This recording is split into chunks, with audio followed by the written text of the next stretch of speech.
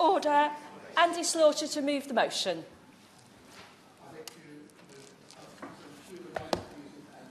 Assistance to Bahrain. It's a great pleasure to be here under your chairpersonship this morning. I think the first time I've had that privilege. And I welcome very much the opportunity that I've been given by the Backbench Business Committee for this debate. We don't often get the opportunity of time to debate some of the smaller Gulf countries, and I think that it is long overdue that this House did look in some forensic detail at the issues in Bahrain. Now, much could be said in general terms about the appalling human rights records of the Al Khalifa regime, even in the 7 years since the Bahraini people played their part in the Arab Spring protests of 2011. For a short time, the attack by regime forces on the protest camp at the Pearl Roundabout, the invasion by Gulf Cooperation Council, mainly Saudi forces, the cancellation of the 2011 Grand Prix, and the systematic crackdown, particularly on the majority Shia population, caught public attention. Then other more momentous events in the region pushed Bahrain into the shadows. Indeed, Bahrain is often in the shadows of its much larger neighbour, Saudi Arabia. I'm pleased that in the main chamber we're going to be debating the issue of Yemen and no doubt the Saudi intervention there, but of course it is a Gulf Cooperation Council intervention in which Bahrain also plays its part. Bahrain plays its part in the boycott of Qatar, and I'm pleased to say that Bahrain is still a priority country, a euphemism, I'm afraid, of what used to be countries of concern on the Foreign Office list. And I'm also very pleased to say, and report hot off the presses from the Foreign Affairs Committee today, that Bahrain is specifically cited as a country, not just where there are human rights concerns, but where, as is the theme of specifically of this debate, where the UK government has not acquitting itself well in the recognition of those concerns. I'll give way to my friend here first of all, and then to my other friend. I'm grateful to my other friend for giving way in the way that he is pursuing this argument. Does he share my concerns that after an apparent moratorium on the death penalty from 2010, that last year Bahrain has gone ahead and executed 3 people? Is that a matter of deep concern along with all the other human rights concerns we have? Well, my honourable friend, who's a distinguished lawyer and I know is particularly keen on human rights matter, touches on an issue that I'm going to spend some time. I'm afraid this is a rather long speech this morning. I'm taking advantage of the fact that we don't often get the opportunity to debate these particular matters, and I will come on to the horrific examples of capital punishment which have been resumed in Bahrain. And of course, I give way to... That's an opportune moment. Thank you. As chair of the cross-party APPG on human rights in the Gulf, I really welcome this debate, and I think the government must be held to account on its complicity in the suppression of human rights in the Gulf. Female political prisoners in Bahrain, including activists Najjar Yusuf and Medina Ali, have been subjected to torture, sexual abuse and unfair trials. And I'm calling for the FCO to acknowledge and condemn the abuse suffered by the Bahraini female political prisoners, and I'd like to ask the government to call for their immediate release. Would you join me in that call? I absolutely agree with what my friend says, and I know that from her position as the chair of the APPG, an onerous task, because it covers not just Bahrain but other Gulf countries, and it's a position which I held in an earlier incarnation as the all-party group in democracy in Bahrain, that she does an excellent job on that. And again, I will come on again to the specific matters that she mentioned. I would like this debate to shine a light onto the continuing human rights abuses in Bahrain, specifically to gainsay their whitewashing by the regime. It's paid apologists. I think the Bahraini government often contracts dozens of PR and other companies in the UK to spread that message, and indeed its political supporters here. But specifically also to question the UK government's role, deliberately or otherwise, in sanitising the regime's behaviour. When the Prime Minister addressed the leaders of the Gulf Cooperation Council nations in December of 2016, she noticed the importance of UK Gulf trade and security cooperation and also advocated a strong UK role as the Gulf's partner of choice in embedding international norms and seeing through reform. Indeed, as UK security cooperation and arms sale to countries like Saudi Arabia and Bahrain have increased, so too have statements from the FCO and other parts of government that they wish to see human rights reforms in Gulf monarchies starting from what is a very low base. This has been especially true in Bahrain, where the UK government has strong military, defence and trade cooperation, including a recently opened naval base, a history of offering military training and substantial arms sales. But in addition, the UK has spent more than £5 million since 2012 on a package of technical assistance specifically claiming to improve Bahrain's poor human rights record. The Foreign Office has funded training to various arms of the Bahraini government, including the Ministry of Interior, police officers, prison guards and the Public Prosecution Office. The pursuit of human rights reform in Bahrain is certainly an important goal. However, the evidence suggests the UK's reform efforts in Bahrain, spanning 6 years and costing millions of pounds of taxpayers' money, have failed. Of course, I do. Thank you for giving way. And obviously, it's a timely debate in a number of ways because there's the whole question of the Arab Spring and why it happened and where it is now. And that touches on human rights. But more importantly, when the government trades in relation to Arab trade in particular, I wonder whether they ask what the human rights caveat is in relation to those negotiations. Would they not agree with me they should have a caveat to ensure human rights and that equipment is not used against its population? Well, I'm grateful for that intervention, and I'm delighted to see so many members here for this debate. I'm not an absolutist in these matters. This is a balancing act. My argument is that things have gone too far in relation to Bahrain and some other Gulf countries, where Britain does have a substantial history of good relations with those countries, but that is leading to turning a blind eye to what are obvious abuses. Since Britain... yes, I will. I'll give way over here. Yeah. Surely it's the exact opposite. It's not turning a blind eye. It's the fact that we've got a very good working relationship of many years standing that allows us greater influence to guide progress in the field of human rights. Yes, well, I'm grateful for the intervention because that goes to the heart of my argument, and that is the point that we often hear.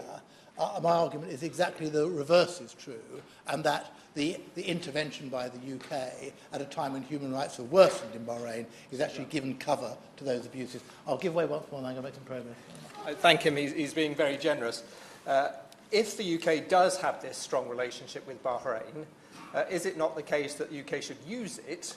And, for instance, in the case of Nabil Rajab, I hope that we would hear from the Minister today a very strong condemnation of his detention, because it is a clear abuse of human rights, which many organisations, including the United Nations, have recognised.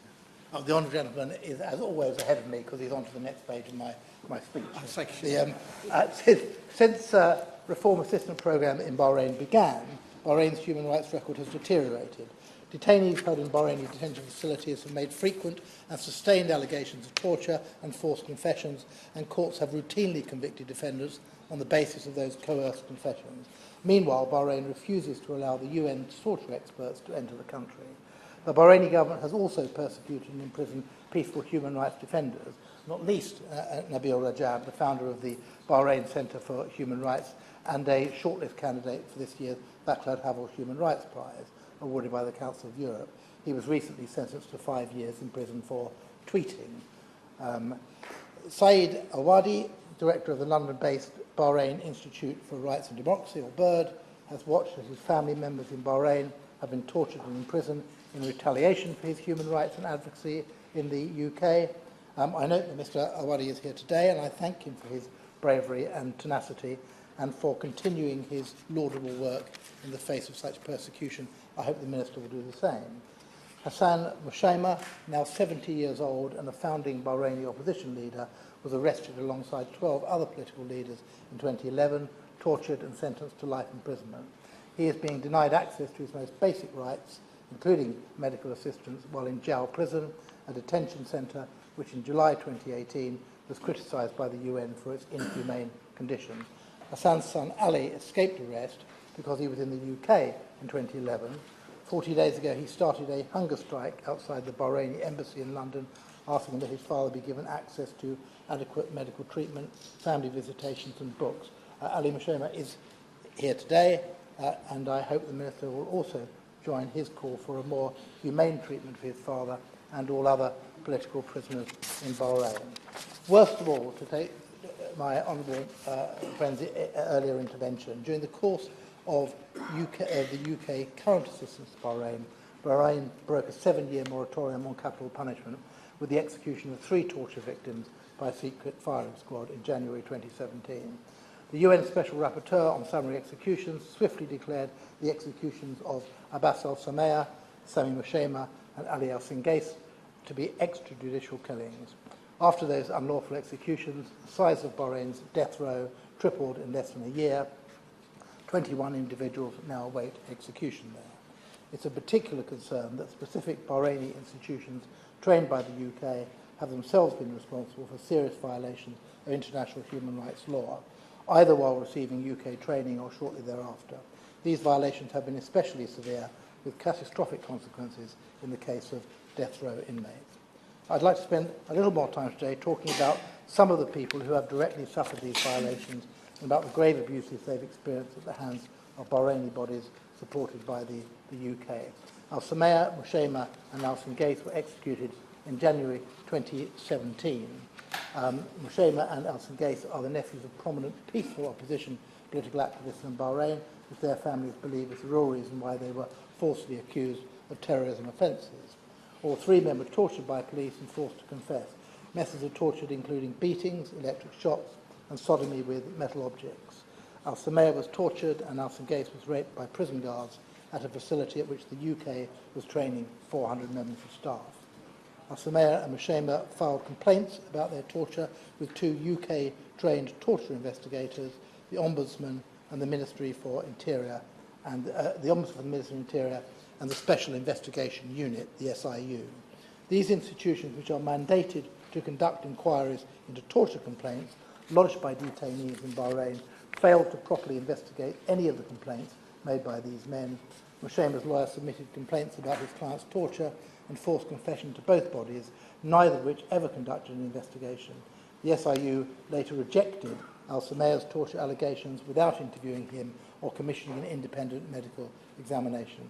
The 3 men were never allowed to meet with lawyers and were eventually convicted and sentenced to death in trials that relied almost entirely on their torture-tainted confessions.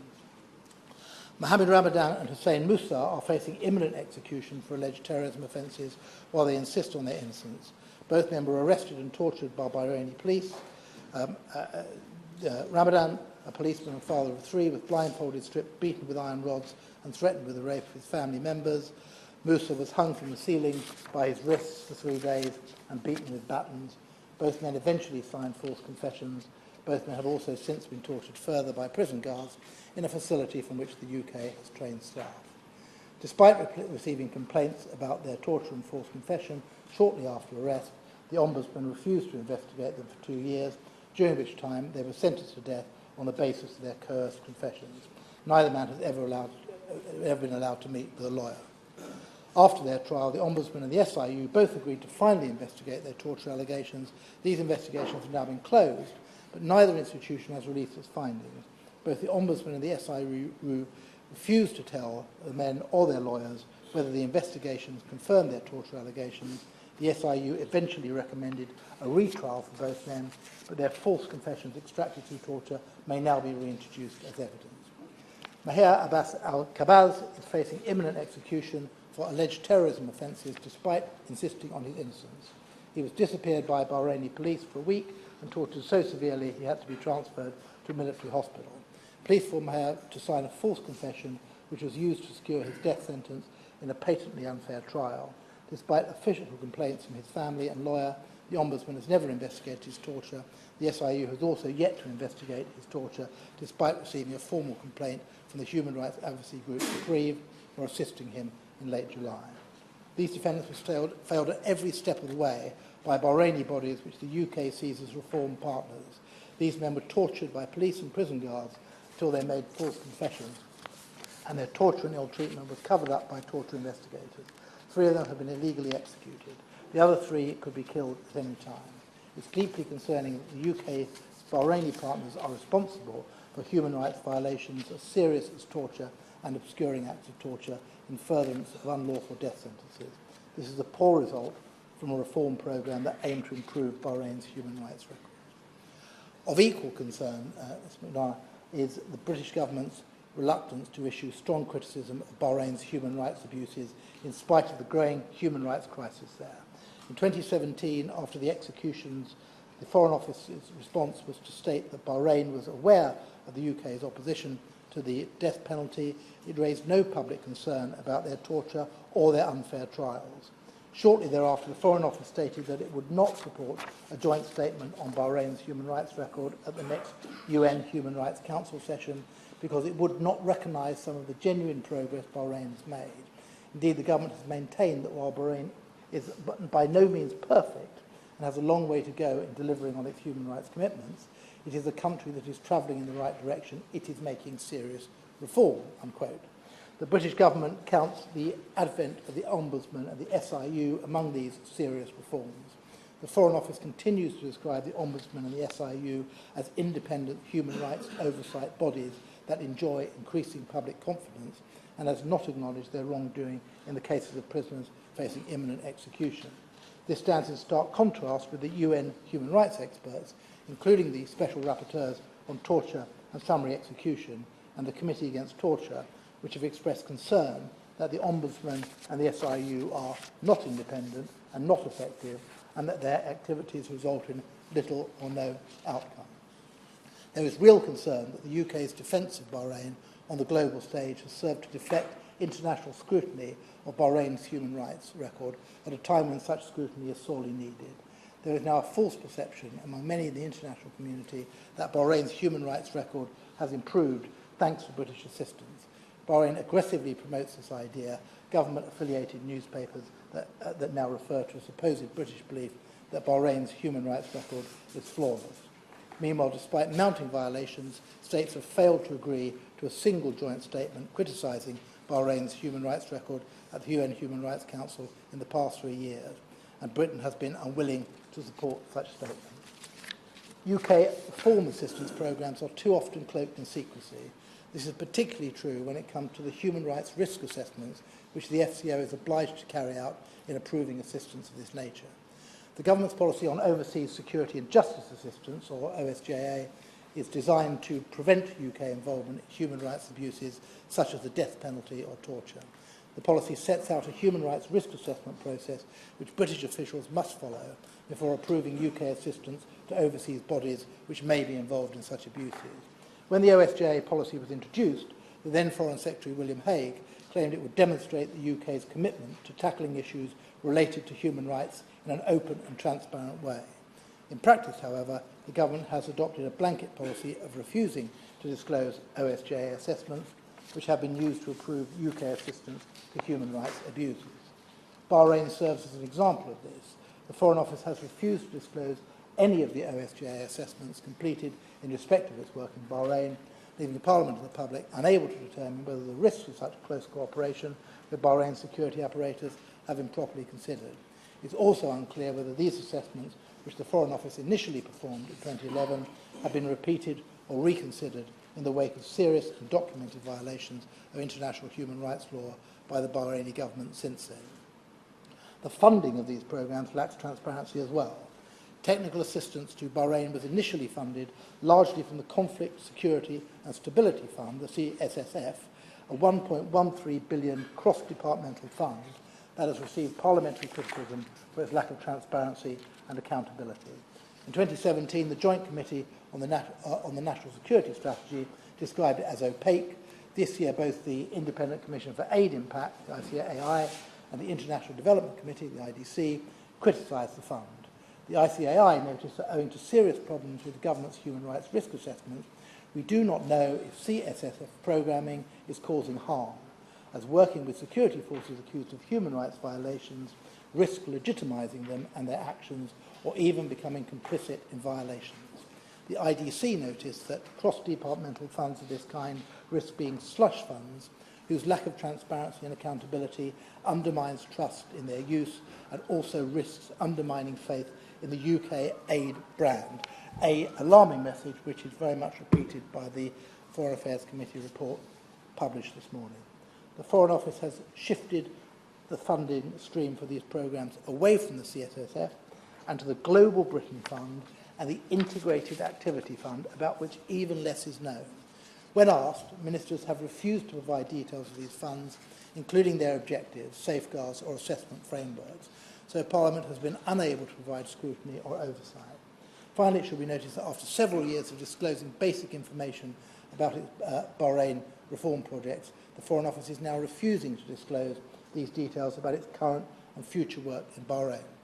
In response to freedom of information requests and parliamentary questions, the Foreign Office has refused to tell the public and MPs the true scope of its current and future technical assistance activities in Bahrain, including who the Bahraini recipients are, how much is spent on each programme, and which programmes are funded by which funds. It's not clear why human rights reform programmes should be subject to this level of secrecy.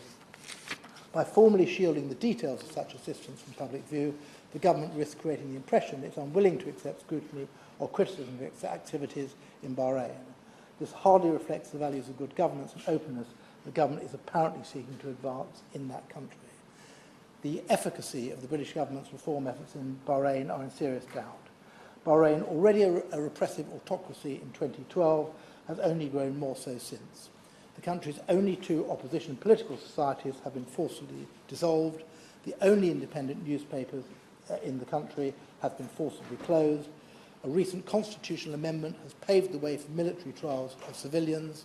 The UN has described a clear pattern of criminalising dissent and abhorrent cases of intimidation and reprisals against human rights defenders. Freedom House ranks Bahrain as less free and more repressive of civil and political liberties today than it did in 2012. In terms of press freedom, Bahrain scores 166 of 180 countries. And the past 6 years have been marked by torture in detention, unlawful death sentences resulting from unfair trials, and illegal executions. Deprivation of nationality, so-called statelessness, is also now routine. This cannot be the result for which the Foreign Office hoped. Rather than safeguarding human rights and democracy, the UK's reform programme has coincided with a brutal assault by the Bahraini government on the basic rights and freedoms of its citizens. The UK has shielded Bahrain from international censure and avoided criticising arms of the Bahraini government that have received UK training. This problem is exacerbated by insufficient transparency related to the reform programme's risk assessments, funding streams and other details as basic as which arms of Bahrain's government will receive UK assistance going forward. Given the violations carried out during the course of UK assistance to Bahrain, the British government cannot keep UK taxpayers in the dark as to what their money is doing in Bahrain. I believe, Mr. Mdara, the Foreign Office has urgent questions to answer, including the following. The UK's reform efforts in Bahrain have been described as a failure on the basis of the deterioration of Bahrain's overall human rights records, as well as human rights violations committed by the UK's reform partners in Bahrain. Does the Minister disagree with this characterisation? If so, on what basis will the Minister describe the UK reform programme in Bahrain as a success? All of the violations committed by the UK's Bahraini reform partners in the cases I have raised have been put to the Foreign Office in writing on several occasions. Does the Minister dispute that these violations took place? The UN Special Rapporteur on Summary Executions deemed the executions of Abbas al-Samaya, Sami Mushayma and Ali al-Singais unlawful and an arbitrary deprivation of the right to life. Does the Foreign Office agree with this assessment, and if not, why? Does the Foreign Office accept that confessions extracted through torture must be excluded from criminal proceedings? If so, what steps is the Foreign Office taking to ensure that the SIU and Ombudsman disclose the yet unreleased findings of their investigation into the torture of Mohammed Ramadan and Hussein Musa? Does the Foreign Office accept the international position that no death sentence can be handed down without strict adherence to fair trial and due process rights, among other safeguards? What assurance has the Foreign Office received from the Bahraini government and that the retrial of Mohammed Ramadan and Hussein Musa will comply with such standards, in particular so they will not risk a conviction and death sentence on the basis of confessions extracted through torture? Maher Abbas al-Kabaz, faces imminent execution, and his torture leading to the procurement of a coerced confession has not been investigated by the Ombudsman or the SIU, despite official complaints submitted on his behalf. Does the government accept that it should be extremely concerned that Bahrain may carry out yet another round of unlawful execution without any steps being taken by the authorities or bodies to investigate whether torture was used to secure a death sentence? Saeed al-Wadi's family continues to be subject of reprisals by the Bahraini authorities, not only for his work as a human rights defender, but for complaints against the very bodies who have failed adequately to investigate the ill treatment of his loved ones. Does the government accept that Bahrain's treatment of Mr al-Wadi and his family amounts to reprisals? What steps is the government taking to secure the release also of Nabil Rajab and Hassan Mashima? The Foreign Office has refused to release any of the OSJA assessments that it has performed in respect of its work in Bahrain, given the obviously grave concerns about violations of human rights by the UK's partners in Bahrain, and given the intention of openness and transparency underpinning the OSJA policy, will the Minister now commit to releasing those assessments? Finally, Foreign Office has also refused to release any information as to its continuing assistance programmes running in Bahrain, nor information relating to the funds by which the assistance is carried out, the Global Britain Fund and the Integrated Activity Fund. Will the Minister commit to providing sufficient information about these programmes and funds to ensure proper oversight by the public and this House? I'm grateful for the assistance I've received from Reprieve and Bird in preparing these remarks and for attending today. I gave some indication of the areas I would cover in my speech to the Minister's officials. I understand it may not be possible to cover all areas in his response today, so I hope he can write to me with any answers to questions that remain. I know that he personally cares, as I do, about both the human rights of people in the Gulf and the UK's record as a defender of human rights around the world. I fear that both of those are under threat and deserve proper scrutiny and investigation. I'm grateful for many colleagues attending today, and I look forward to their comments and indeed the responses from the front benches. I'm grateful. Thank you. The question is that this House has considered human rights abuses and UK assistance in Bahrain. Bob Stewart. Thank you, Madam Chairman.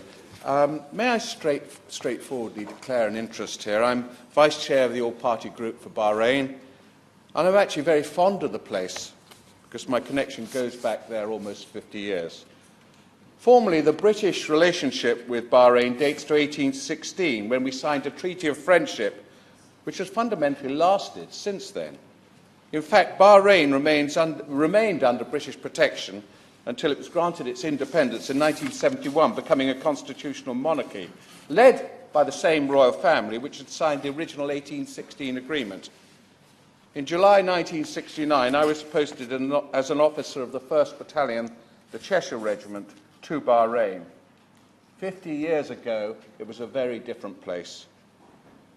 The country still maintains close security cooperation with the United Kingdom, a relationship cemented last year with the inauguration of the Royal Naval Base at Mina Salman Port. HMS Jufair, which is what it's called, is a vital part of our Gulf defence network, and it was largely paid for by Bahrain too. But internally, security in Bahrain is getting more and more of a problem. 2 years ago, when visiting the country, I was shown a large amount of arms, ammunition and other ammunition found by the Bahrain security services. These were from Iran, which is definitely stoking up as much trouble on the streets there as possible, and that trouble is often deadly. Bahrain is now a major target for Iranian subversion, and this threat is ongoing and very real. We should not forget that. Yet, in a region where human rights are often hugely ignored, I feel that Bahrain is trying its best to be as good as anywhere. And it's doing so with British advice and assistance, albeit some would argue not very well. True, Bahrain is a majority Shia Muslim country governed by a Sunni-led constitutional monarchy. But from my contacts with many different sectors of Bahrain society, I do actually feel that the government does its best to represent everyone who lives there, no matter what their religion or origin. It is true that Bahrain has banned some opposition parties from standing in the election. But I think those parties banned are ones that have advocated or supported violence. I can understand that. I don't think we in the UK would take kindly to any political party that advocated violence standing in our general elections either. May I highlight that women in Bahrain can vote, dress, worship and drive what and when they like in the country. I've met quite a few Bahraini female MPs. Everyone, Christian, Muslim, Hindu, Buddhist, Jew, whatever, has freedom to worship the way they wish. This is pretty good when looking around the region, particularly at close neighbours like Saudi Arabia and Iran. I gather that some 8,000 police and security personnel have now received British-sponsored human rights training, as has 100 members of the Judicial and Public Prosecution Services. There is now, as we have heard, an independent special investigations unit and an ombudsman. Yes, I will, briefly. Thank you very much. It's an honour to be here under your chairmanship, and I thank the honourable member for giving way. Would the honourable member accept that human rights groups have noted that torture investigations carried out by UK-trained investigators in Bahrain relies on forensic medical examinations performed by Bahraini government doctors, and independent UK experts have assessed these examinations and declared they should be totally disregarded because they failed to comply with the UN's basic minimum for standards for medical examinations? I thank the Honourable Lady. I don't know the full detail of that, so I'm not going to comment on your point, the Honourable Lady's point. But we are actually helping with the Inspectorate of Prisons here in this country is working with the judiciary. Since 2011, and this is really important, the International Committee of the Red Cross has had access to the country's prisons. That is very important.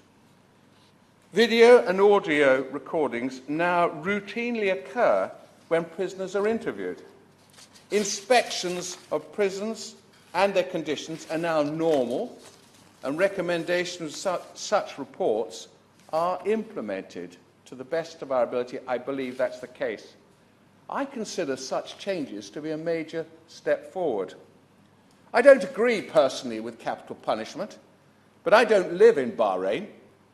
Over the last 50 years, there have only been 5 cases where it's been imposed, and that for what the state considers to be heinous crimes, such as the murder of a policeman. I remind colleagues that the United States, our closest ally, still has the death penalty too. Bahrain is actively seeking expert advice on human rights from the likes of the British government. I think it is determined to show the world that such things matter to Bahrainis as much as anywhere else. The country is truly a friend and an ally. It is continually threatened by Iran, which is just across the Gulf and which itself has scant regards for human rights. Bahrain is honestly right in the front line of subversion and terrorism. I accept that human rights are not yet perfect in Bahrain, but they are a good deal better than many other places, and there can be no doubt that the Bahrain government cares about the issue and is taking active steps to be as good as possible. May I finally end by saying that many in Bahrain will be watching this debate.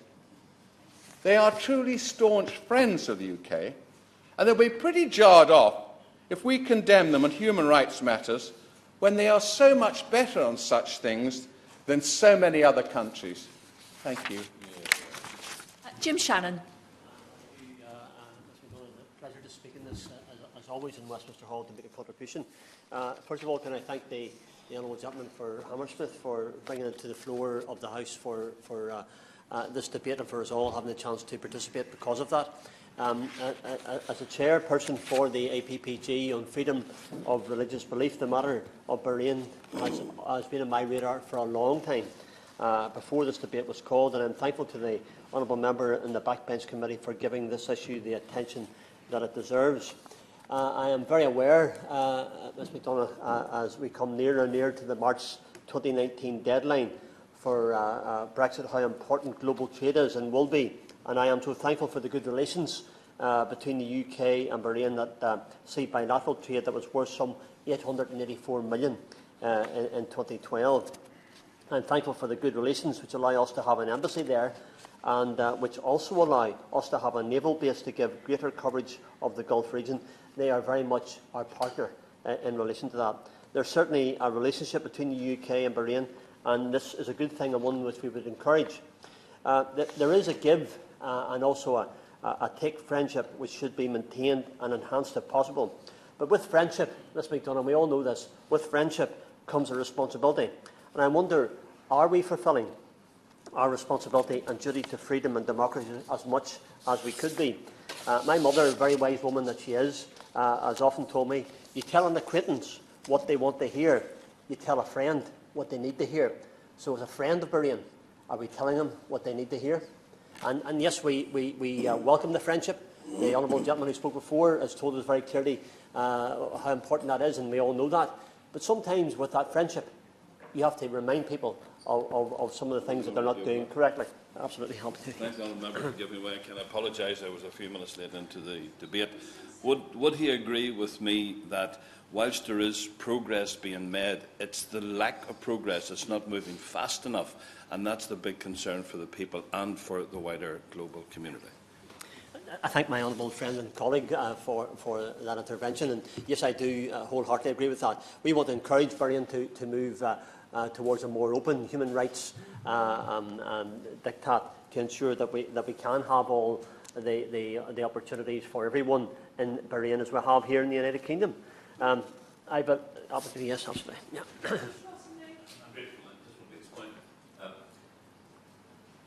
People in Bahrain, especially the rulers, are aware between 1999 and 2007, when human rights improved, that was noticed, it was commented on by the human rights organisations. Can we ask them, see if they can get back into the same situation again? I thank the honourable gentleman for that intervention, and yes, his words are very wise, and we look to the Minister for that, and that's probably what this debate is all about. Can we encourage Bahrain to get back to where they were? And if we can do that, I think we've been moving in the right direction, and I'm sure when the Minister comes to respond, he will refer to that. I believe very clearly in the friendship that we've had with Bahrain, which has come from a place whereby British rule was relinquished in 1971, and yet we are in a place that Bahrainians are comfortable to house our military base. We have a large number of British expats working and living in Bahrain, and we have many Bahrainian students attending our universities here in the United Kingdom of Great Britain and Northern Ireland. We are friends, and yet I wonder, have we told our friends what they need to know? And that is that their human rights record is not acceptable. And whilst we are thankful for recent changes in legislation that give more rights to women and children, there must be bigger steps and more practical changes evident. And that's what we're asking for. We're not saying that they haven't moved and helped and perhaps maybe are in a way a beacon for others, countries in the region. But we need to highlight issues where human rights abuses have taken place. Me too, yes. I thank the honourable gentleman for giving way. Can I remind the House that it's taken us 800 years to get our human rights in order, and actually they started in 1971. We want it to be as fast as possible, but let's have evolution rather than revolution, because revolution is very dangerous. I thank my honourable friend and gallant colleague for his intervention, but I'll tell you something, Ms McDonagh, we're not waiting 700 years for change in Bahrain, and with great respect to the honourable gentleman who I have the utmost respect for, this debate has to move faster than that. we'll all have passed this scene of time, and our children, and our grandchildren, and great-grandchildren will pass the scene of time before it all happens if we follow those years of having to wait. So we can't not wait that time, and that's why this debate is important. And there's a minister here who will hopefully be able to respond to our requests. So I need to ask the minister, if I might have the highest regard for, do you feel we have used our friendship in an adequate fashion to bring about change? Whilst it is certainly true that we are not our brother's keeper, and we can never be held accountable for the actions of Bahrain, can we morally claim to have done all we can do to highlight and push for human rights in this nation? In May 2017, the UN Committee Against Torture stated that Bahrain's oversight bodies such as the Ombudsman and the National Institute for Human Rights, both recipients of UK training, are ineffective and not independent. Even after the training that we've been able to give them, and maybe that direction and help we've been able to do as well, and we're asking ourselves that question, why are they ineffective and why are they not independent? In June 2018, the European Parliament condemned the NIHR for having repeatedly justified the human rights violations undertaken by the Bahraini government. In July 2018, the UN Human Rights Committee reiterated that the NIHR lacks sufficient independence to perform its functions. I have to ask the Minister this and put it on the record. Now, in this place, does the FCO agree with the UN and EU's assessment of UK-funded oversight bodies? That's the question they asked. It's a question we need to ask our Minister today as well. The fact is that the government has never acknowledged any wrongdoings by these bodies, despite significant evidence, including a report published by the Bahrain Institute for Rights and Democracy and Reprieve. And my concern is this would appear to show an acceptance of torture, which I truly hope is not the case. And I hope that the Minister will be able to respond to that. It's therefore important for me to press the Minister for an answer to the question and to further ask what is the Department's assessment of the aforementioned report and what steps are intended to address the appearance of what some have labelled in conversations with me as complicity with the methods used. Very serious allegations, very serious indiscretions, very serious human rights abuses, which we have a duty, I believe, in this House to take up on behalf of those people through our Minister. I understand that we no longer rule in Bahrain. That ended almost 50 years ago, but we do have influence.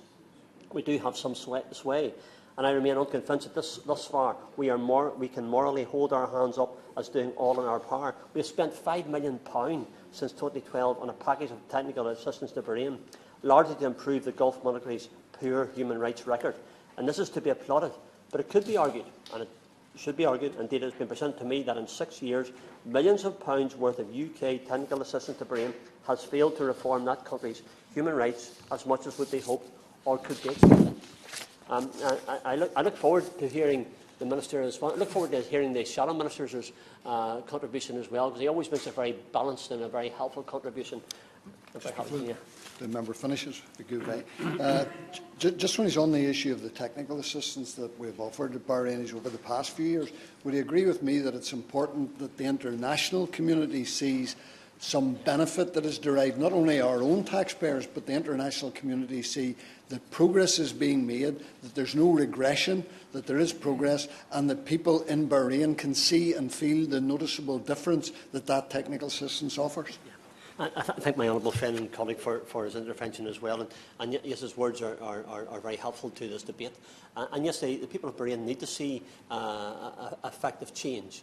And whether that technical help has been able to enable that to happen or not is debatable. But nonetheless, I believe we have a responsibility through our Minister and through our government to try and do something.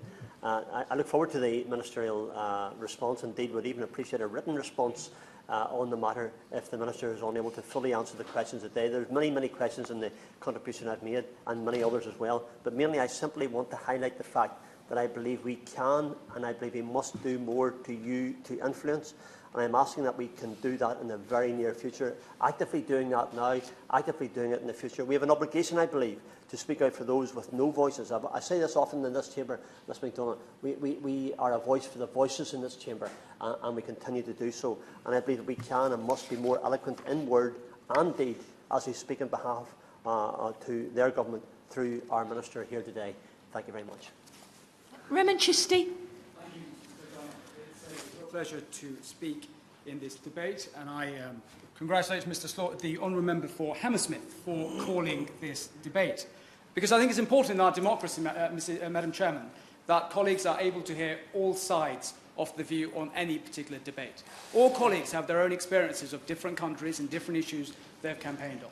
And for me, I visited Bahrain last November, leading a parliamentary delegation as per the Register of Declaration of Members' Interests.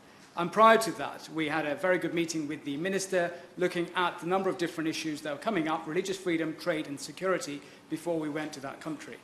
And I'll be very clear, Madam Chairman, my interest in Bahrain, how did it come? Well, the reason my interest came to my attention in Bahrain was that Reverend Chris Butt, the vicar in St Matthew's Church in my constituency, just before I had been elected to Parliament, had gone on to be the vicar at the cathedral in Bahrain. So when you have a constituent who has gone to another country, and what you have said all along, that you will campaign for religious freedom, then it's important to take an interest in the work that they do around the world. I had never been to Bahrain before. I did not know much about Bahrain before. But when the vicar in my constituency went to Bahrain, then that's when my interest came. And the Honourable Member for Strangford knows my commitment and campaign on religious freedom, which we have done together on reforming the blasphemy laws in Pakistan. And, Madam Chairman, you know, those who push for those reform in those countries sometimes put their own neck on the line. But when it's right to push for change and to stand up for religious freedom and human rights, it is the right thing to do. That's how my interest came to the forefront on Bahrain. So in our delegation, when we went to Bahrain in November last year, we went to the cathedral. We met Reverend Chris Butt. We went to the synagogue with Ambassador Huda Nunu, the ambassador for Bahrain to the United States, former ambassador. We went to the Hindu Mandir. We met with members of the minority religious communities to hear what they had to say. It's one thing, Madam Chairman, to sit in Westminster and say this is what's being read in the, being written in the papers or said elsewhere, but it's about engaging and listening to people. So the contribution I make is having gone out there, engage and listen to those individuals, and I think that is very, very important. And I'll make it very clear. Yes, of course. I thank the honourable gentleman for giving way. There's something else, too, that's very important about this, that Shia and Sunnis can get on, as well as the sort of the oldest Jewish synagogue in the Gulf remains untouched. This is very, very important. I think the honourable member is absolutely spot on, and he knows the area very well. And the issue of the Shia, the majority in Bahrain, and religious freedom is absolutely to the core, about practicing your faith as you want. And the number of registered Shiite places of worship we have at 751, and the registered Sunni places of worship are 432. And that's apart from the 618 other places for the Shia community there. And I say this here, and I've said it before in Parliament. On religious freedom, no compromise. On politics, there's always give and take, but not on religious freedom.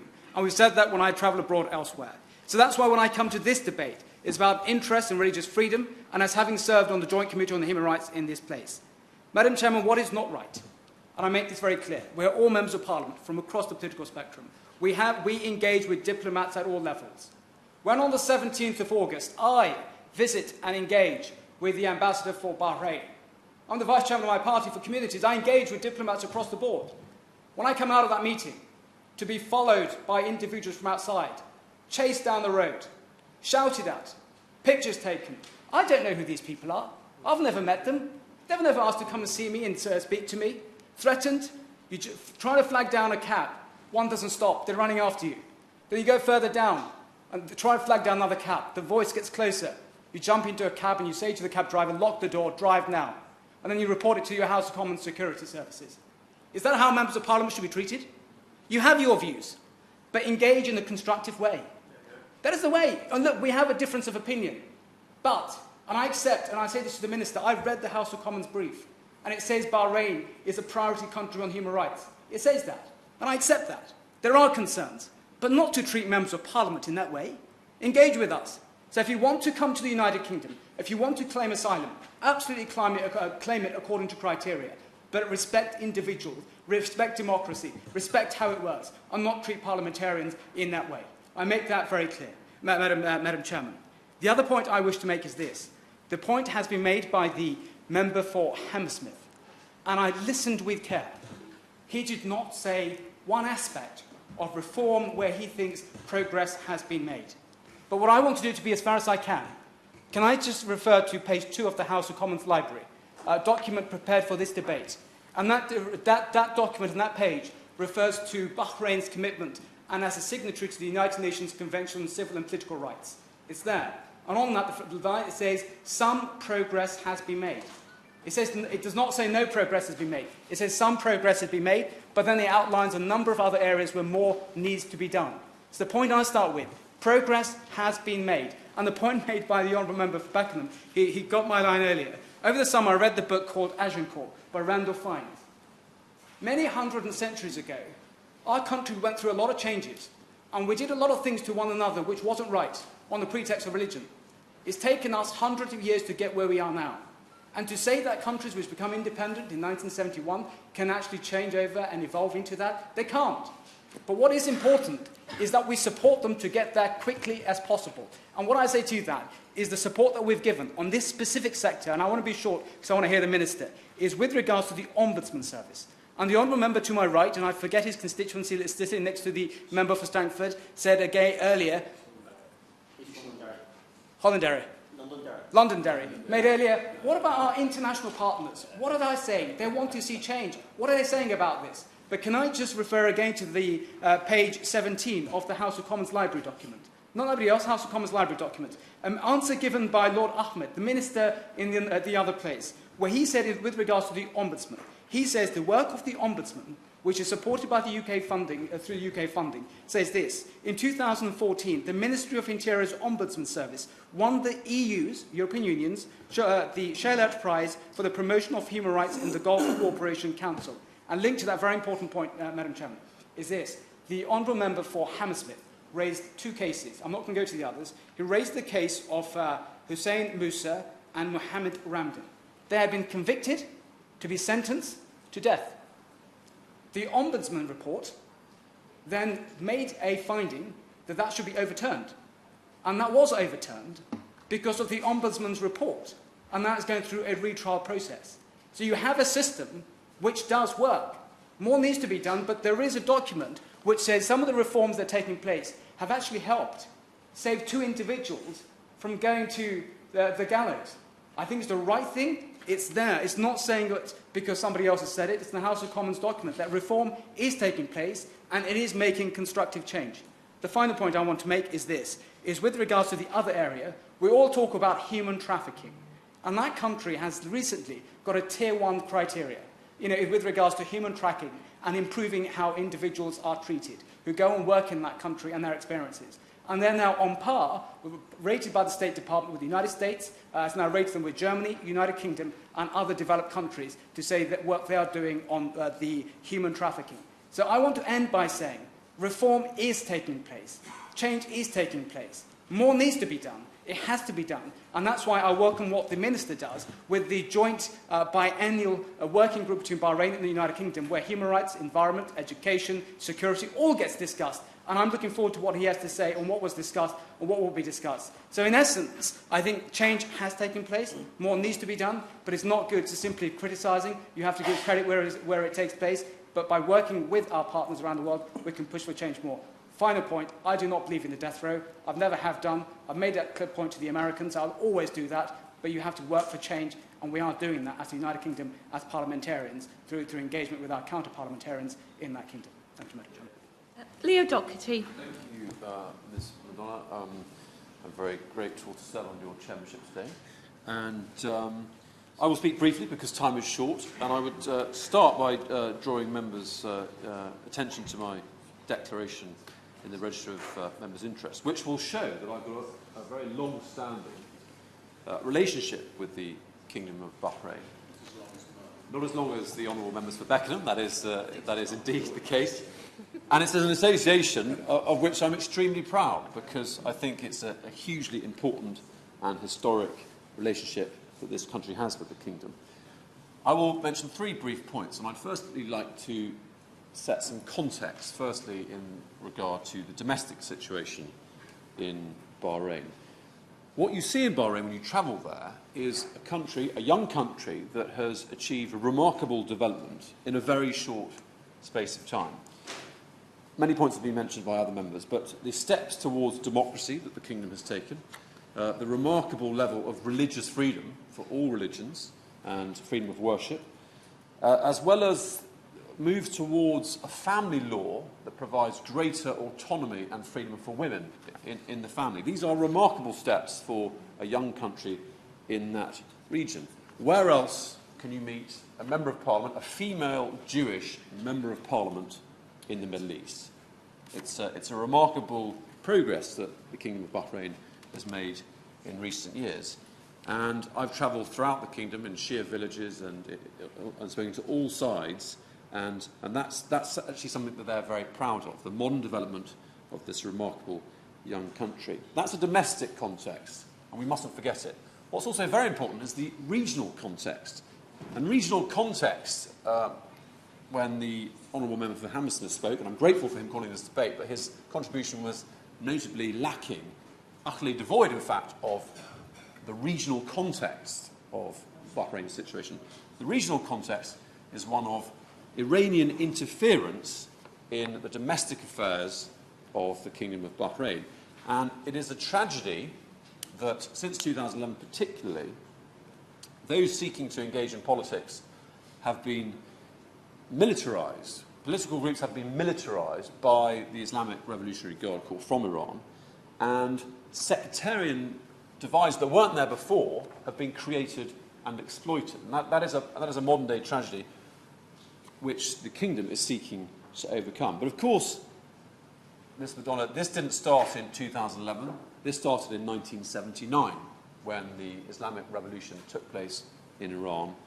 And from that point, from that date, Iran has sought to export Islamic revolution throughout the region and has sought to claim leadership over Shiite groups throughout the region. And indeed, there is a seat reserved in the Iranian Majlis for the Kingdom of Bahrain. So they utterly reject the notion that the kingdom should be a sovereign state. And that's the important date to remember. So that started in 1979, and we must ensure that an understanding of the regional context and the threat that Bahrain faces on a daily basis, we must ensure that that guides our thinking. Because this threat is real, and like the Honourable Member for Beckenham, I have seen Iranian-supplied munitions, explosives and IED materials that have been brought in by IRGC operatives by boat into the kingdom, and fortunately seized by members of the security forces. But this, absolutely. Thank you very much, Madam Chairman. And thank you, my honourable friend, for giving way. The problem is this, that some of them get through, and there are explosives being used against decent people of all religions in Bahrain, and they are Iranian-inspired, and the regime has got to do something about it. I'm very grateful for the Honourable Member's contribution. He's exactly right. Bahrain is in the front line of Iranian subversion, which is a pitched military battle in which many Bahraini security personnel have become casualties. I will conclude, Ms. McDonald, by describing the value of having a close relationship. This is something that has already been discussed, but we have had manifold relations with the Kingdom of Bahrain over 2 centuries, and we cooperate on a whole range of issues. But it's not just about our remarkable and hugely important new naval base, HMS Jafar. It's not just about the huge range of technical assistance and cooperation and on other things like education and culture. It's about that mutual interest and that trust that we have with the leadership in Bahrain that allows us to contribute and guide them towards better outcomes in terms of human rights. And I look forward to the Minister's confirmation and his elucidation of the importance of that close relationship in terms of having a better outcome for all involved. We must also remember, and I'll conclude with this, we must also remember that broadly we face a very, very stark choice in our relations with Bahrain. The question is, do we want to support this modernising monarchy that is delivering good governance and trying its best for its population? And some of us in this room will know that some of the foremost exponents of political reform in the Kingdom of Bahrain are people like His Royal Highness the Crown Prince. There's a huge impulse within the ruling family to deliver reform and improvements. The choice we face is, do we assist that and help that come to fruition, or do we say, no, we don't want anything to do with it? It can become an Islamic republic under the influence of Iran. And just think of the profound regional and strategic consequences that would have if the Khalifa family and the government of Bahrain was overthrown by violent Islamic revolution. I mean, that would be strategically catastrophic for everyone's interests in the region. I will give way. Very quickly, thank you, Madam Chairman. The fact of the matter is, we need Bahrain more than Bahrain needs us. Bahrain is very successful without us. I'm very grateful for... Continue his speech. I was hoping very shortly to get to the summing up. Yeah. I agree with the Honourable. I will conclude by saying, indeed, that's exactly right. This is of mutual interest. It's not for us to preach. We must listen and learn. And I look forward to the Minister's confirmation that the close relationship will continue into the future. Chris Law. Thank you very much. It's a pleasure to serve under your chair, Ms McDonagh. And I'd also like to thank very much the Honourable Member for Hammersmith for bringing this important debate forward, not least for his particularly insightful and individual case examples of human rights abuses.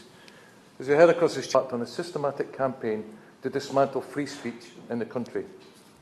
This campaign was marked by travel bans, the arrest, interrogation and arbitrary detention of many human rights defenders, the dissolution of the opposition group-wide, and the closure of the newspaper Al-Wazat, as well as the continued imprisonment of opposition leaders. And as we heard earlier from the member for Hammersmith, that in terms of the scale of free press, Bahrain is somewhere near the bottom. To just give you one example of the human rights abuses, 70-year-old Bahraini political opposition leader Hassan Mashema has been detained for his most basic human rights while serving life imprisonment. This led to his son Ali going on hunger strike outside the Bahraini embassy in London over a month ago, on which it continues to this day. In January last year, the Bahraini government resumed executions after a hiatus of nearly 7 years. Mass protests in Bahrain have been met with excessive force, resulting in the deaths of 5 men and 1 child and the injury of hundreds. According to Human Rights Watch, last year the Bahraini government stripped 156 Bahrainis of their nationality, rendering them stateless persons. And yet, despite these atrocities against human rights activists, the UK government, arguably one of the most influential actors in Bahrain, has remained largely silent. The UK's recent human rights country assessment on Bahrain downplays the severity of the situation in the country, referring only to, and I quote, a mixed picture. Well, after today's debate, I hope it's a whole lot clearer. When it comes to Bahrain, Saudi Arabia and other serial violators of human rights, the UK government has long allowed arms sales and lucrative money deals, benefiting them to trump commitments to the principles of justice and democracy. It has been estimated that the UK government has licensed over £80 million worth of arms to Bahrain since the uprising, and earlier this year the UK opened a naval base in Bahrain. Now, if the UK government wants to promote principles of justice and democracy, then simply this is not it. Over the past 6 years, the Foreign Office has spent more than £5 million in taxpayers' money on security and criminal justice bodies in Bahrain. Alarming investigations by Reprieve and the Bahrain Institute for Rights and Democracy show that the SEO assistance has gone directly to bodies involved in serious human rights abuses. And I make that point clearly, directly to bodies involved in serious human rights abuses, risking UK funds contributing to torture and forced confessions. This is completely unacceptable and has all the hallmarks of a lack of coherent UK government policy, as we've seen previously, for example, whereby UK government funds have been used for educational courses for the Burmese military, whilst their own people, the Rohingya, have been part of textbook ethnic cleansing and acts of genocide. The SEO's work in Bahrain has been funded from the Conflict, Security and Stability Fund, a cross-departmental fund of over £1 billion that has been criticised for its lack of transparency and accountability. In June of this year, the International Development Committee, of which I'm a member, found that cross-departmental funds of this kind completely undermine value and trust in UK aid. And yet, despite mounting evidence of abuses, the FCO has refused to release any of its human rights assessments for its work in Bahrain, nor evidence to assure MPs that these programmes represent value for money. The Amnesty report on Bahrain makes an important conclusion. I quote, "The failure of the UK USA and other countries that have leverage over Bahrain to speak out in the face of disastrous decline in human rights has effectively emboldened the government to intensify its endeavours to silence the few remaining voices of dissent. I've heard across this chamber today people speak about progress being made, and perhaps it'll be made over 100 years, but actually this isn't progress at all. This is going into reverse. In short, the UK government has directly contributed to the worsening human rights situation in Bahrain, something which I want to hear from the Minister today without equivocation will be immediately reversed. Chair, the UK government must exercise every means available to end these human rights violations. Will the Minister today outline the steps in which the UK government will take to improve the transparency of its programmes in Bahrain and ensure that they represent value for money and stop rather than enable abuses? And will he put pressure on the SAO to release its human rights assessments for the UK's work in Bahrain, something that I think everybody in this chamber and everyone has a right to have access to? I also urge the Minister to send a strong message to Bahrain that under no certain terms, if they want to do business with the UK, they must uphold basic human rights principles and treat their people decently and fairly. It is vital the UK government consistently condemns these crimes, calling for sanctions against those who carry them out. Chair, the UK should be proudly promoting human rights and the rule of law, not undermining them. Using an array of tools of repression, including harassment, arbitrary detention and torture, the government of Bahrain has led to a disastrous decline in the human rights situation in the country. The UK government has an opportunity to act now by strengthening its response to the deteriorating situation and lead the international community to publicly condemn these human rights violations, and I hope to hear the Minister condemn them shortly. To do anything less would simply be complicit. Thank you. Fabian Hamilton. Thank you very much, Ms McDonough, and it's a pleasure to serve under your chairship this morning.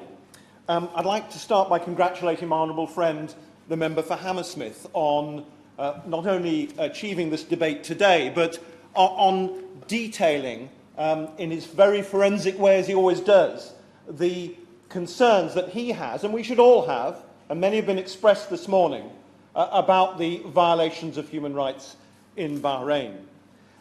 He has always been a champion for those who are oppressed, wherever it may be in the world. He pointed out the systematic clampdown on the majority Shia population since the Arab Spring.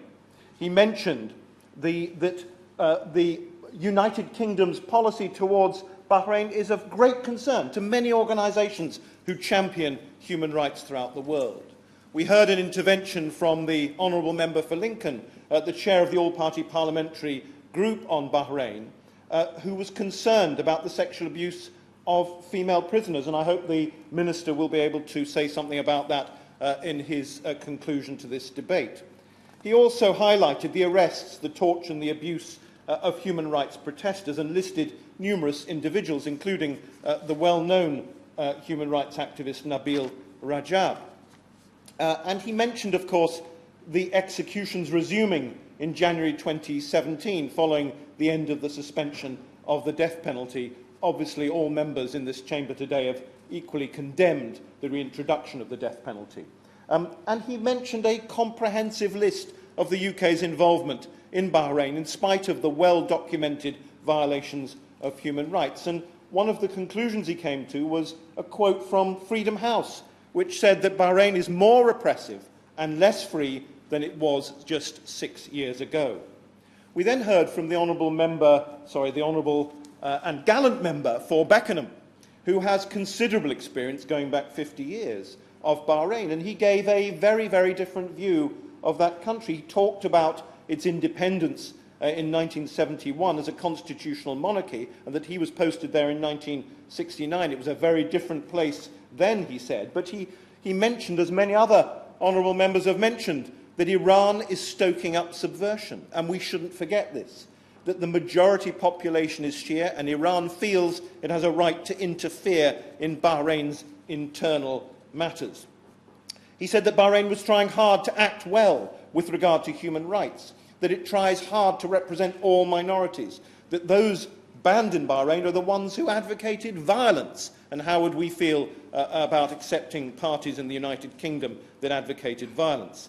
I'm not sure the evidence I've seen actually backs that up, but I accept what he says. He also mentioned that women have a freedom to choose in a way that is unlike most of their close neighbours. All these are very positive. And like other honourable members, he mentioned the freedom of worship being far greater in that country than any other in the region. Human rights are a good deal better than they are regionally. We then heard from the Honourable Member for Strangford, who is always a champion in his role as the chair of the APPG on freedom of religion, a champion in this place of freedom of religion worldwide. Wherever there's a threat to anybody's freedom to worship, the Honourable Member for Strangford is always standing up and speaking about that.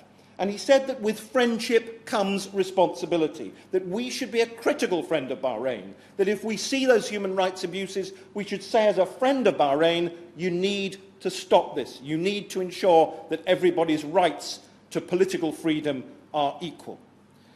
We then heard from the Honourable Member for Gillingham and Rainham, who had been on a visit, I think, last year to Bahrain.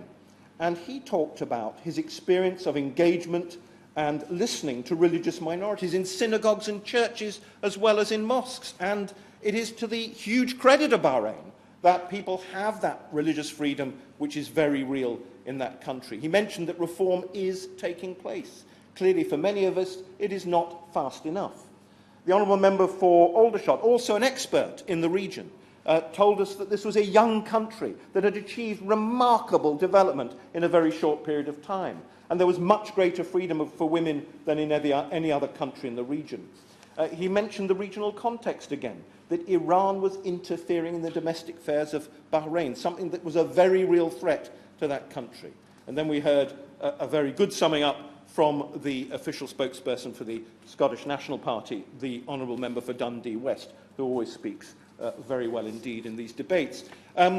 So let's go back to what is actually happening.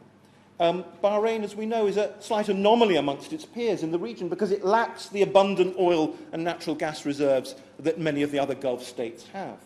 For Bahrain's Sunni royal family, unrest amongst the country's Shia population is obviously an existential threat, and that is why freedom of religion and a closeness between Shia and Sunni forms of Islam is so very important.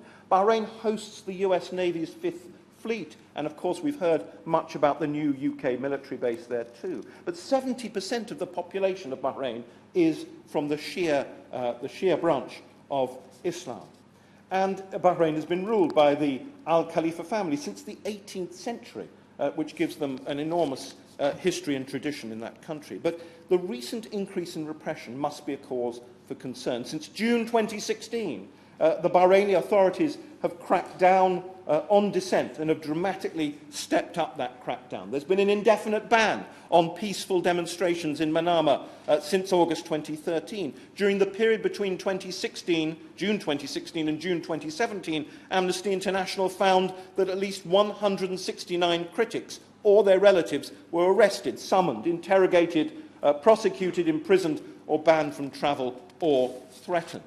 The United Nations in 2018 stated, and I quote, "It is concerned at reports of excessive and disproportionate use of lethal force and at reports of enforced disappearances, torture, arbitrary detention and threats against civilians which involved in peaceful demonstrations for political and democratic change in 2001.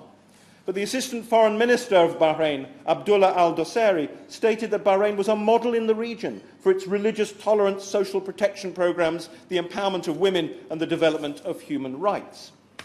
We know that the UK has opened a new naval base called Mina Salman. It cost over £40 million. It's staffed by approximately 500 military personnel. It's the first UK base in the region since the 1970s. The British government says it will enhance the Royal Navy's ability to operate effectively in the Gulf and further demonstrate the government's enduring commitment to regional security. The UK has licensed over £80 million worth of arms sales to the Bahraini military since the Arab Spring uprising in 2011. And the UK has licensed exports of military equipment to Bahrain. In 2017, the government issued licences for the export of military and dual-use components to Bahrain to the value of £36,862,990, according to the Stockholm International Peace Research Institute, CIPRI. the UK transferred £28 million worth of arms exports to Bahrain over 2016 and 2017. And the British government has ensured that training for more than 400 prison guards has been paid for by the British taxpayer amongst the £1.52 million in funding for overseas aid to Bahrain in 2016 to 2017 as part of the Conflict Stability and Security Fund. Some of those prison guards have been accused of torture. Reprieve stated that despite the training given to Bahraini authorities by the UK government in 7 years, the number of inmates on death row has now tripled, and the UK government has continued to fund that training in Bahrain even after the executions of January 2017. So may I conclude by asking 4 questions to the Minister. May I ask him what pressure will the Minister apply to our close ally Bahrain to ensure that its violations of human rights are brought to an end? And is it acceptable, Ms McDonough, is it acceptable to overlook the recorded human rights violations in the name of military cooperation and security? Does the Minister feel that the introduction of an ombudsman, which the UK has helped to train and helped to provide and helped to support, has genuinely improved the human rights situation in Bahrain? And finally, has enough progress been made in human rights in Bahrain in recent years? Thank you. The Minister, Alistair Burt. Thank you, Mr McDonald, very much, and it's a pleasure to serve under your chairmanship, and I'm grateful to the Honourable Member for Hammersmith for securing the debate. I know he and other colleagues across the House take a keen interest in developments in Bahrain. I do recognise the strength of feeling expressed in the House today about human rights. I'll try and respond to many of the points raised, but not all, as the Honourable Gentleman kindly recognised. In doing so, I will highlight areas where Bahrain has made real progress, and I will set out plainly where I believe the government of Bahrain has further work to do. And can I thank all the backbench speakers and, of course, frontbench speakers from Dundee West and my honourable friend from Leeds North East, who once again did, I think, an excellent job for the debate in summing up so ably all the different speeches, which means I don't need to, so I can get on to the substance of the concerns, which I hope is the best way for me to spend my next 13 minutes. I'd like to start by making clear that Bahrain is a key partner for the UK in the Middle East, as has been expressed, and the UK government makes no apology for that. Our two kingdoms do indeed share a close and lasting bond that dates back more than 200 years to the Treaty of Friendship in 1816, as the Honourable and Gallant Member for Beckenham made clear. Today we have a strong partnership based on mutual interests, shared threats, and a desire to promote greater security and peace in the Gulf. For example, as colleagues have mentioned, our new United Kingdom Naval Support Facility, opened this year, is the first UK naval presence east of Suez since 1971. But I can reassure the Honourable Gentleman for Leeds North East, none of this relationship would allow the UK to overlook the things that need to be brought out in a relationship where friends, as the Honourable Gentleman for Strangford said, need to make representations to another friend. As the Honourable Gentleman for Aldershot, my Honourable friend for Aldershot, made clear, we work with Bahrain and other regional partners to confront states and non-state actors whose influence fuels instability in the region. We remain committed to working together to address Iran's malign regional behaviour and ballistic missile activity, and I confirm my honourable friend's view that we will continue to be engaged in the region in such a way. It's not unfair, however, or partial, Ms McDonough, to observe that there is a much contested political dispute over Bahrain, national and international, and a significant gap between claims on both sides, which it's unlikely this debate will dispel. We've had quite contrasting speeches that illustrate the difference of opinion in relation to Bahrain. And as in most things in this House, there are elements of truth on both sides of the debate that we've heard, which the United Kingdom recognises. A number of colleagues have expressed concern about the human rights situation in Bahrain, the subject of the debate, and questioned the UK's close partnership. Although, again, the difference in speeches is stark, the United Kingdom does recognise that Bahrain has more work to do in this area, It does continue to be a human rights priority country for the Foreign and Commonwealth Office. As the Honourable Gentleman from Strangford recognises, this is no small admonition by the UK Government. The Government remains committed to protecting and promoting human rights around the world. We believe that the best approach, however, as other speakers have indicated, is to engage with governments and to work with international partners and civil society organisations to promote and defend those universal freedoms and to bring about positive change. We do apply this approach consistently, including with Bahrain. This follows work which began in Bahrain, as many of us know, before 2011. 2011 was a catalyst, but the reform programme of the Crown Prince and others had been going before then. But 2011 catalysed it all, and the response of the Bahraini government with the Commission inquiry was unprecedented in the region. The public nature of the presentation of its findings in front of the King was unprecedented, and the response of the Bahraini government was also very different to anything in the region. So we do recognise that. The depth and breadth of our relationship with Bahrain means we can and do express our concerns about human rights in a frank and open way at senior levels. We do this publicly, but also, more often, in private discussion, again, as the House has obviously noted. The FCO's latest annual human rights report outlined action taken by the UK, for example, in relating to the prison sentence given to Nabil Rajab, as well as our concerns on the deprivation of nationality, where this renders an individual stateless. We will continue to support Bahrain to address these and other human rights concerns, both through our bilateral engagement and through international institutions. But at the same time, we should acknowledge and welcome the steps that Bahrain is taking to address a range of rights issues, and I'd like to highlight some of those, before returning in some more detail to some of the cases mentioned by the Honourable Gentleman. The UK has provided assistance and support to Bahrain in many of these areas. Firstly, freedom of religion is guaranteed by the Bahraini constitution. There's a vibrant multi-religious community. In addition to numerous mosques, Bahrain is home to churches, a synagogue and the region's oldest Hindu temple. As my honourable friend, the member for Gillingham and Rainham, has so clearly stated, members of all religions and communities do coexist peacefully and play an important part in society, whether in the Shura Council, the elected Chamber of Parliament, or as senior government ministers and officials. I think my honourable friend for Gillingham and Rainham made a brave speech, and I hope no one would seek to defend those who pursued him outside the Bahraini embassy in the manner he describes. Peaceful protest is one thing that the United Kingdom acknowledges, but there is activity which is unacceptable. And my honourable friend was right to raise the concerns which he did. Yes, of course. Just the one, if I may. Very quick, thank you, Madam Chairman. The Bahrain embassy requires protection when that sort of thing happens, and policemen should be outside there, like they are outside the Iranian embassy. Would the Foreign Office consider this? Well, matters affecting the Bahraini embassy are indeed at the front of our mind in relation to the protection of that embassy, and there is an ongoing conversation going on with many of those who were involved, and we hope it will be possible for that protest to be descaled and normal service to return. Secondly, in terms of progress in Bahrain, Bahrain is taking a leading role in the region in protecting and safeguarding women's rights. It's a party to the Convention on the Elimination of All Forms of Discrimination Against Women, and last year the Bahraini Parliament adopted new legislation designed to benefit women and children from all the country's communities.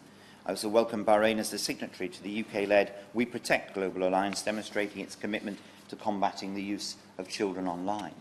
And thirdly, Bahrain is a regional leader in improving the rights and combating the exploitation of migrant workers, again, has been raised.